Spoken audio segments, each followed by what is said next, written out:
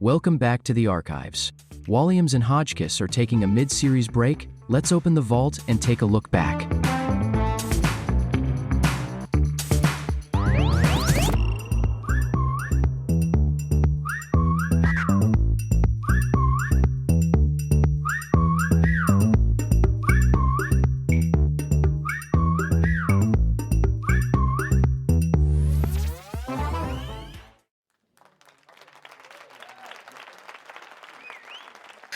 Welcome, listeners, to First Little Homes, a companion podcast where you get to join us whilst you're hoovering, taking the dog for a walk, whilst you're going to sleep. I don't think we're one of those podcasts where people can go to sleep to. We're not quite we don't quite have the dulcet tones of Stephen Fry and Harry Potter. No, we don't. We'll read that. We listen to Harry Potter when we go to sleep. We've listened to all the books like a million times. But have you actually listened to the books, or have you put it on and just fallen asleep to it? About like 2 minutes, or yeah. So we have a similar tradition. We put Audible on, or the audio books are available. Put the Harry Potter on. Put it on for 20 minutes. I'm usually asleep within about 30 seconds. Leslie Ann listens to every minute of it every single night. Does she? So that poor woman has listened to those Harry Potter books. She knows every single word. Yeah. I don't know how she does it. Like it's just. I think I heard someone else call Stephen Fry reading those books instant cure for insomnia. He has got a good voice for that sort of stuff. He does. But yeah, Georgie picks the podcast we usually go to bed to, and I always was a silent. I need absolute silence before I go to sleep. Oh, really? And then Georgie came along, and who's not very silent. No, she needs a podcast to listen to. But it needs to be like a Stephen Fry or something. It can't be anything that suddenly goes bah, bah, bah, it can suddenly go into what kind of podcast do you listen to, Williams? I don't know, but it needs to be someone like Stephen Fry's dulcet tones to fall asleep to. Do you have a TV in the bedroom? No. See, I was always, when I was younger, we had the TV in the bedroom, and the same kind of effect, I guess. Just put something on to fall asleep to. Podcasts these days, tell you. Yeah. If anybody is listening to this and falling asleep, good night. God bless. Well, not yet. Well, you might fall asleep. 2 minutes. If we put it on for 2 minutes, we are currently 3 minutes and 55 seconds in. So. If you listen to episode 9, I think it was, there's a good Star Trek bit at the end, which you might be interested in. Easy. Star Trek's fantastic. We went to the London Beer Festival, which is one of the biggest beer festivals in 2010, I would like to say. I'm kind of guessing, but around 2010, I presume. It was at the Earl's Court, and we had a first look at various beers, and me and Mr. Hodgkiss did a mini review of each beer and did a rating. And then when we look back at it, the ratings actually increased as the evening went on. And funny enough, the last beer we had was 10 out of 10. That was about having a lovely time at the end. So I don't know what the correlation was there. But listeners, no, we won't lie to you. We got shit-faced. After about pint number 10, you're like, oh, that's a really good one. Who knows what you're drinking? You just drink it.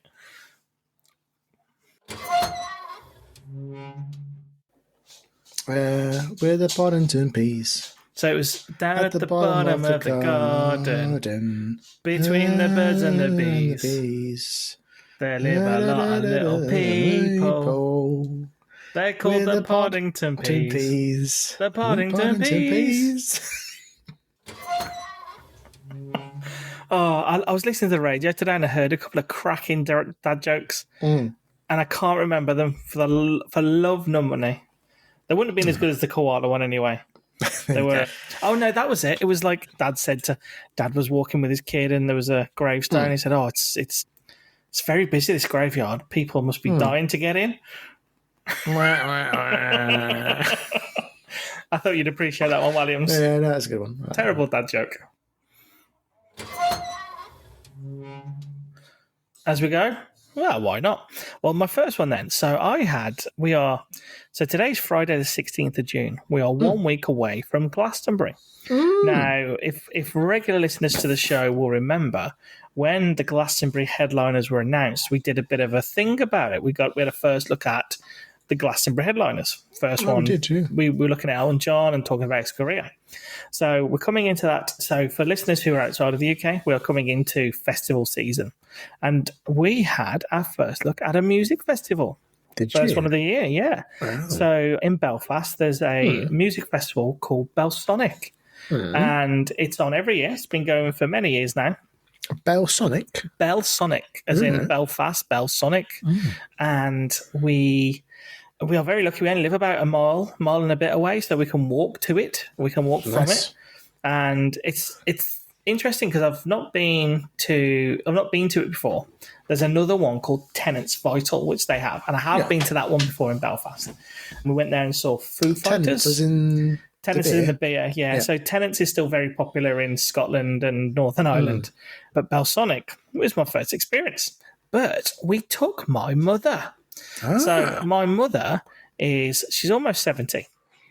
And she's never been to an outside show before. So we got a first look at how my mother, being 4'10", would handle an outdoor festival. Yeah. Did she handle it? She handled it very well. Oh, so, she had a cracking time. She was on she had a couple of cherry wines and had a bit of a bop and an ice cream and she had a good time. So, I mean, Belsonic as well, it's a big event. So they've got all the cool people. So you've got David Guetta. So it goes on over the course of a few weeks and there's different people. So you've got all these cool acts. David Guetta. You've got Sam Fender, The Prodigy, Lizzo. And we went to the opening night, Williams. Nice. And do you know what cool, hip, young happening act we went to see? I'm guessing from your body language and tone, it wasn't that hip. Should I give you some? He may need a hip replacement, possibly because of his age. So I'll give you some clues, Williams. It was easy like a Sunday morning. The concert was. It was easy like Sunday morning. Yeah. When we got in there, everyone said to us hello as we walked in. They were very nice. There was, I went to the bar and I couldn't hear, so I said, "Say you, say me." It's like when I was there, I was like, "Mom, this is my destiny to be here with you." Any clues yet, Williams? Any idea who we went to see? Lionel? It was Lionel Richie. Lionel, hey. So we took my darling mother to see Lionel Richie in a field with portaloos in Belfast. Did she use the portaloos? She did. She had no choice. When you got to go, you got to go. You got to go, yeah. And we took her there. It was her Mother's Day present. So my mum and me have always. My mum's a big Motown fan. She loves all the Motown songs from the 70s, and she's a big Smokey Robinson fan. Loves Lionel Richie.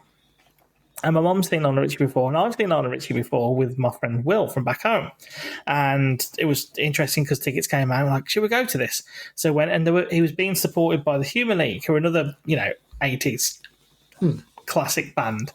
And I'm not going to lie, Williams, it may sound a bit over the top, but it was one of the best shows I've ever been to. Really? We had beautiful sunshine. Lovely. The atmosphere was cracking. Yeah. As we went in, we got free wristbands to go into the Golden Circle, which is kind of the mosh pit. However, because it's the Lionel Richie concert, there is no moshing. Yeah. It just meant you could get a better view. And my mum when I said my mum's 4'10", I'm not really sure she's that far off it. She may be 5 foot if she's wearing heels. She's a shorty. And we got to go in this Gold Circle, and he got a good view, and he played nothing but hits, and it was just brilliant. But the whole event was put on really well. The way they funneled people in and out, the whole thing was it was so well done. So I had a first look at the Belsonic Festival, first look at the Human League. I'd never seen them before, and they were great. First look at my mom attending a festival, which was cool. And first festival event of the season. Many more to come. The season has kicked on. The season has kicked off. Great. I like a bit of Lionel. Lionel was when I was born. Lionel Richie was number one with Hello. Oh, was he really? So I always imagine my mum being in the delivery ward and just Hello by Lionel Richie being played in the background. similar vein as vein. That's a horrible word, isn't it? Vein. It's like moist vein. No, thank you. Vein of thought, train of thought, vein. What's the phrase I'm looking for? Same train of thought. As the previous episode. Are you talking about pubs and beer again? No. Disney World? I do have other interests and other things than beer. Which now makes this sound quite sad, the next item. But no, this week we had a first look at an electric snorer. Are you still... It's a mini CPAP anti-snoring device. My goodness. Are you still trying to get to the bottom of it? Why don't you just go and see an actual bloody doctor? So listen back to previous episodes where I'm putting various things up my nose, and I've used strips and things like that to stretch the nose. But now I've bought the it's an electric snorer. This one, I don't know if, as you can see on the box, has got some random Japanese or Chinese. I would not trust putting that anywhere near my face. Language on it. So this is an oxygen concentration CPAP device. So it's a halfway house to what Mr. Hodgkiss was explaining previously from China. You don't get very much from the box apart from a lot of Chinese things. And then you get a small device with a couple things that you insert into your nostril. I'm not going to do it now. Proper nose plugs these are. Yeah, this is a proper nose plug. Yeah, proper size things. So it's for the big boys. And yeah, so you get into bed with your fiance or wife or whoever you share your bed with. You get nice and cozy. You get your device. You spread your nostrils. Spread them. You insert it. You are still talking about the nostrils? Yes. You relax. You insert the device. You listen to Stephen Fry. You listen to Stephen Fry, and then.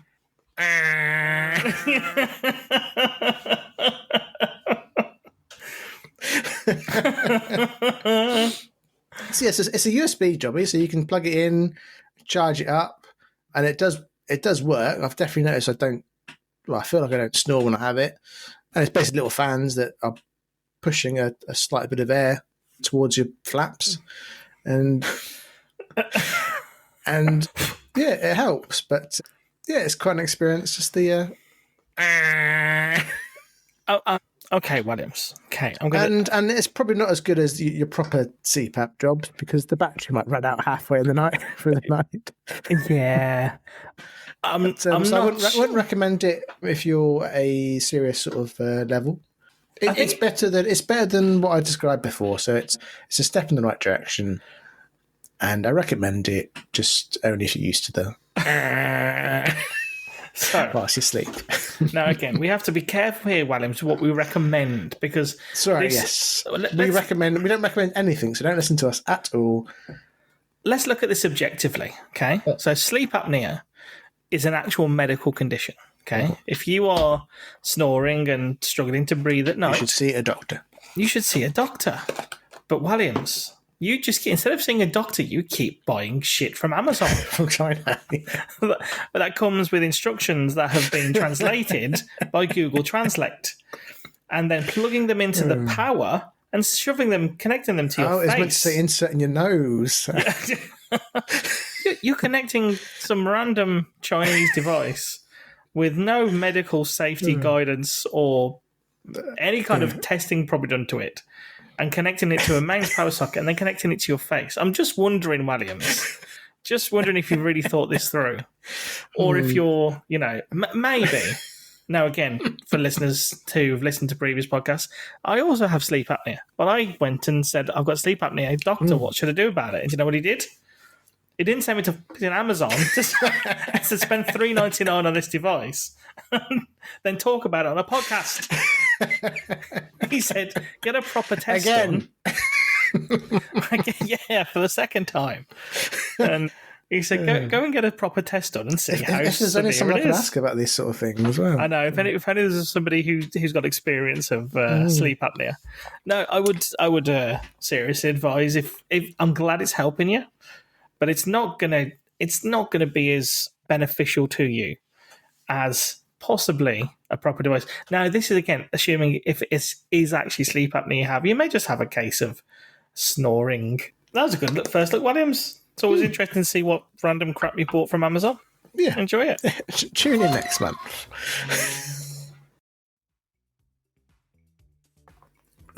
Random sounds. Random sounds. It leads me on to a discovery I made this week.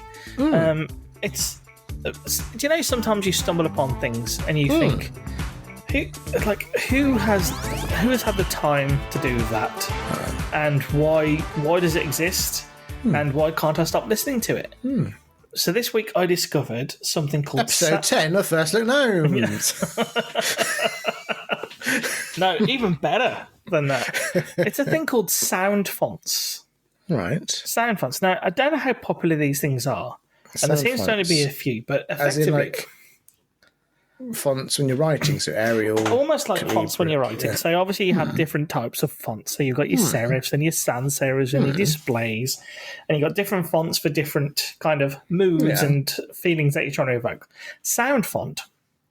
So from what I've discovered this week, SoundFont is where somebody takes the sounds of something from pop culture, and then mixes them with something else from pop culture to create something new. So SoundFonts this week, the ones I have, I kind of stumbled across. Again, to previous listeners, they will know this already. I'm into video games. I like my geek culture. Into big Nintendo fanboy and all this kind of stuff. Like beating my lightsaber. And the ones I came across was a Super Mario 64 sound fonts. Right. So anyone who was familiar with the Nintendo 64 and the game Super Mario 64 will instantly know the sound from it. So you'll hear they're like, Yahoo, it's a me, Mario. Yahoo! And all the kind of the sound effects when you get a star, the sound effects when you're swimming underwater, and all the different songs. So what someone has done is effectively collated all of those sounds and then put them into kind of a synthesizer and then mixed them with songs. So the first one I heard was Smells Like Teen Spirit by Nirvana in the Mario 64 sound font. So you listen to the song and it sounds like a song from Mario 64, but it's not. It Smells Like Teen Spirit by Nirvana. And it's really, really odd, but it's so clever. It works so well. Is it using AI then? Is it using... I don't know. No, I don't think it is. I think this is just people who have kind of sound mapped songs, taken the sound font, then kind of played the song that they know, for example, Smells Like Teen Spirit, and used the... you may like a Casio keyboard. You could kind of you had different sound effects. So number 22 would be, I don't know, French horn, and number 36 would be grand piano. I imagine it works something like that. You run a keyboard through a computer with a synthesizer, connecting to this sound font, and when you play, certain chords, it sounds like the starry sound effect from Mario. I mean, I can play some of one. Yeah, give it a go. If you would wish. Hang on, I'll have to find it up.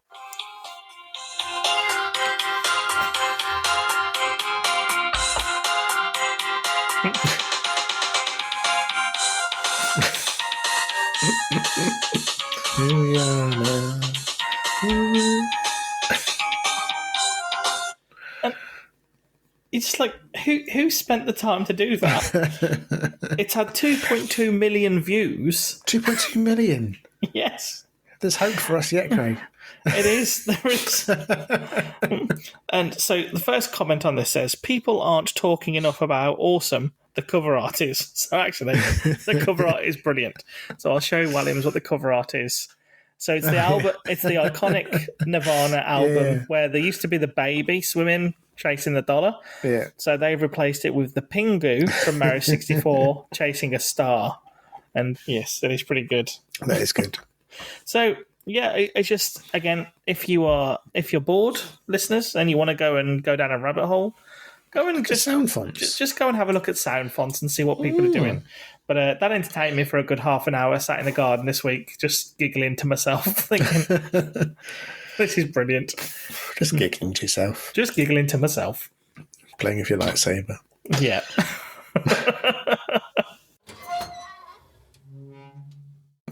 So I went to the bank today. You went to the bank? Dangerous. Which I know. I mean, banks are that they're a dying trade, to be honest. I went to the bank today, and an old lady there asked this chap to help her check her balance. So they pushed her over. I'd seen that one on Instagram. I knew that was coming. As soon as you said check a balance, I thought, oh, I know what's coming here. Sorry. Very good. Classics. Yeah. And why did Mo Farah stop listening to music? No, I didn't see this one on Instagram. Why did Mo He broke too many records. Way. So again, if you're not from the UK, you might not understand the reference there. Mo Farah is a very successful long-distance runner. Everyone should know Mo Farah, surely. I don't know, it's one of these things, isn't it? You know, like in the United Kingdom, you have these people and you're like, oh yeah, they're amazing, they're brilliant. And then you go to another country and like, never heard of them. Yeah. Do you reckon Mo Farah's got any global appeal whatsoever? No. Well, he did have that photo with Usain Bolt. Well, that's true. But again, would that have been a thing that just went viral in the UK because it was cool? Like maybe. there are athletes like Usain Bolt who just kind of, they're just global superstars. Maybe. Mo Farah is... Listeners, do you believe Mo Farah is a global superstar?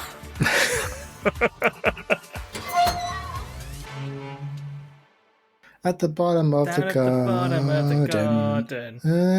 Between the birds and the bees. There live a lot of people. With the They're called the Poddington Peas. The Poddington Peas. Leave us a voicemail by clicking the link in the description or email us on firstlookgnomes@outlook.com.